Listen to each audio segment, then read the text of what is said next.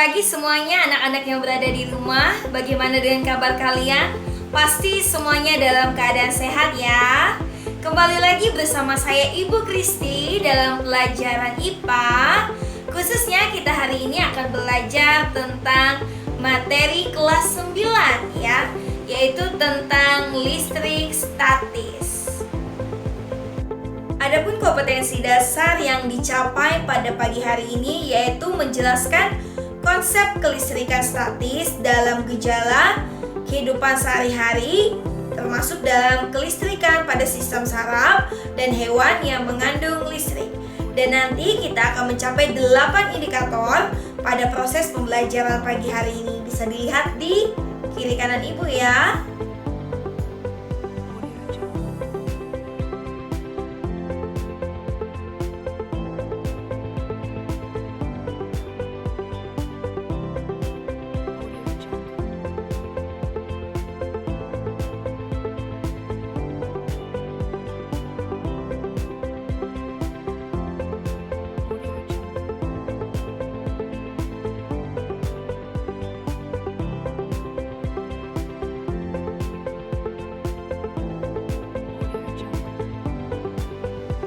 Apakah ada yang tahu arti dari listrik statis? Ada yang tahu nggak?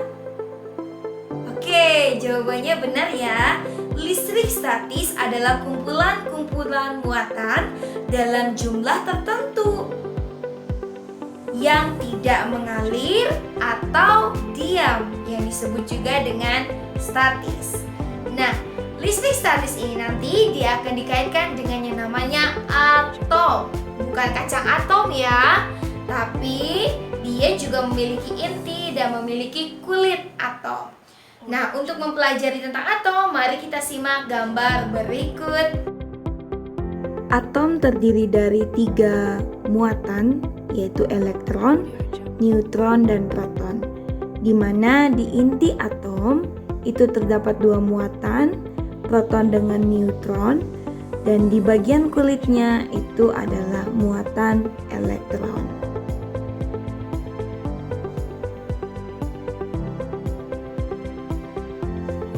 Nah, sekarang kita perhatikan percobaan sederhana berikut untuk membuktikan bahwa elektron itu dapat berpindah tempat.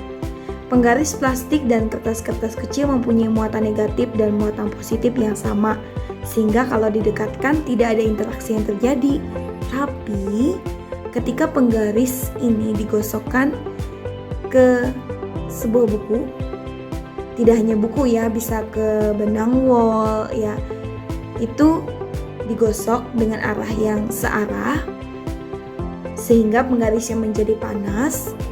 Dan setelah penggaris digosok dengan kertas tadi, penggaris akan menarik kertas-kertas kecil. Mengapa yang berpindah muatan negatif bukan muatan positif? Karena muatan negatif itu kan letaknya di kulit atom. Jadi kalau letaknya di kulit, dia lebih cenderung untuk mudah berpindah. Sehingga muatan di penggaris itu menjadi bermuatan negatif dan ia bisa menarik kertas-kertas kecil tadi. Oke, yang kedua adalah kaca yang digosokkan dengan kain sutra.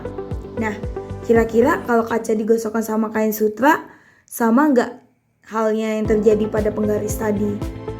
Nah, sekarang kita lihat sebuah gambar di bawah ini. Kaca awalnya netral dan kain sutra juga netral. Netral itu artinya muatan positif sama negatifnya jumlahnya sama. Tapi ketika digosokkan, kaca akan menjadi bermuatan positif. Kenapa dia bermuatan positif? Karena sebagian elektronnya itu berpindah ke kain sutra. Sehingga kain sutranya nanti dia akan bermuatan negatif ya. Jadi berbeda dengan penggaris plastik tadi.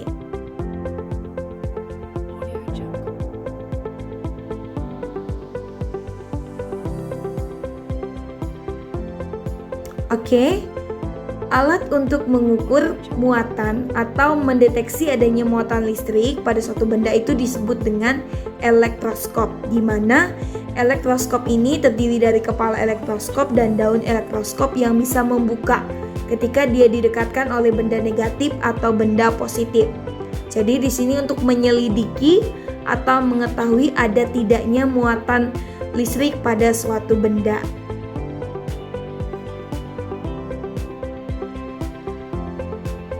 Oke, ini adalah peristiwa dalam kehidupan kita sehari-hari, pemanfaatan elektroskop dalam teknologi penangkal petir.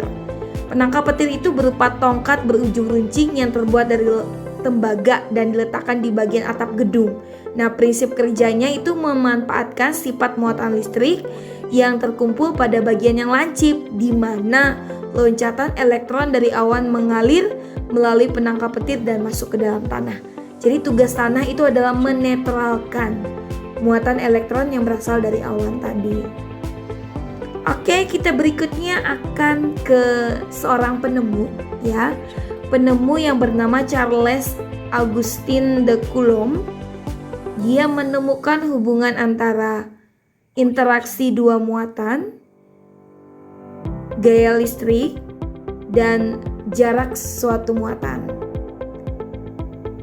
Jadi muatan itu dia disimbolkan dengan huruf Q nanti, dan jarak itu disimbolkan dengan huruf R, dan gaya Coulomb itu disimbolkan dengan huruf F ya.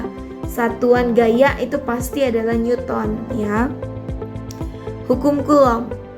Di sini nanti ada hukum Coulomb dan ada rumusnya yang harus kita terapkan ya. Gaya listrik antara dua benda bermuatan sebanding dengan kedua muatannya. Jadi gaya itu sebanding dengan muatan, tapi dia berbanding terbalik dengan kuadrat jaraknya. Arti berbanding terbalik, misalkan jaraknya itu lebih besar, maka gaya yang dihasilkan itu kecil. Dan sebaliknya, karena dia berbanding terbalik. Nah, kalau muatan sejenis itu akan tarik menarik, kalau berbeda jenis itu akan tolak menolak. Kita di sini akan coba latihan soal di mana rumus yang ada tadi adalah F sama dengan K, Q1 kali Q2 dibagi R kuadrat ya. Di mana K itu adalah konstantanya. Jadi konstanta itu punya nilai ya.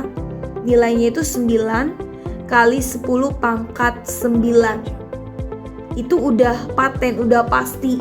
Jadi angka ini harus selalu diingat untuk menyelesaikan soal hukum Coulomb. Ini adalah latihan soal, kita coba bersama-sama. Dua muatan masing-masing 4 kali 10 pangkat min 9 dan 2 kali 10 pangkat min 9 terpisah pada jarak 2 cm. Gaya Coulomb yang terjadi adalah di situ kan soalnya ada tanda plus sama tanda minus. Itu ada artinya muatan negatif dengan muatan positif. Yang akan terjadi pasti akan tarik menarik ya. Berarti pilihannya itu antara A dan C ya. Tarik menarik antara A sama C. Q1 min 4 kali 10 pangkat 9, Q2 nya 2 kali 10 pangkat min 9. Kita masukkan ke dalam rumus. Jadi tinggal kita kalikan. 9 kali 4 kali 2 itu 72. Kalau pangkat dikali itu pangkatnya ditambah. 9 min 9 min 9. Jadi hasilnya min 9 ya. 72 kali 10 pangkat min 9 dibagi 4 kali 10 pangkat min 4. 2-nya dipangkatin dulu kuadrat. 72 bagi 4 itu 18 kali 10 pangkat min 5. Kalau dibagi pangkatnya dikurang. Oke, bagaimana untuk soal yang ini? Nah, terima kasih untuk yang sudah menonton video ini. Sampai bertemu di video selanjutnya tentang medan listrik. Semoga video ini bermanfaat bagi kita semua. Selamat pagi, Tuhan Yesus memberkati kita semua.